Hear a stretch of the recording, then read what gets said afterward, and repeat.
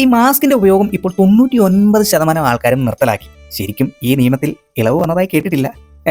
എല്ലാം ഇങ്ങനെ തന്നെയല്ലേ, നിയമപ്രഖ്യാപനം മാത്രമേ ഉണ്ടാകൂ. ഹായ്, ഇന്ന് ഞാൻ മാസ്ക് ധരിക്കുന്നത് സ്വരമോളുടെ അടുത്തേക്ക് പോകാനാണ്. ഇന്നലെ വൈകിട്ട് മുതൽ ഒരു ജലദോഷപ്പനി അങ്ങ് കയറി അടിച്ചു. ക്ലൈമറ്റ് ചേഞ്ച് ആകുമ്പോൾ എനിക്കിത് പതിവുള്ളതാ. വൺ ഡേ റെസ്റ്റ്, ആവി. സ്വരമോൾ ഉള്ളത് കാരണം തറവാട്ടിലാണ്. അമ്മ കട്ടൻ തന്നു വിട്ടു, രാവിലെ ബ്രെഡ് വിത്ത് കട്ടൻ, പിന്നെ പനിക്കൂർക്ക ഇട്ട ഒരാവി. പനിക്കൂർക്ക ഇടാൻ പാടില്ല എന്ന് ചിലപ്പോൾ ചിലർ പറയുമോ? നാളുകളായി എൻ്റെ പനിച്ചികിത്സാ രീതി ഇതൊക്കെ തന്നെയാണ്. നിർഭാഗ്യവശാൽ ഈ ദിവസങ്ങളിൽ തന്നെ നമ്മൾ താമസിക്കുന്നിടത്ത് പൈപ്പിൽ വെള്ളം വരുന്നില്ല. പിന്നെ നമ്മുടെ കുറച്ച് ഡാമേജ് ബോട്ടിലൊക്കെ വെള്ളം നിറച്ച് കൊണ്ടുപോയി കൊടുക്കാം. സപ്ലൈ ബോട്ടിൽ പൈപ്പ് വെള്ളം എടുക്കാൻ പാടില്ലല്ലോ. ശരിക്കും പെട്ടു.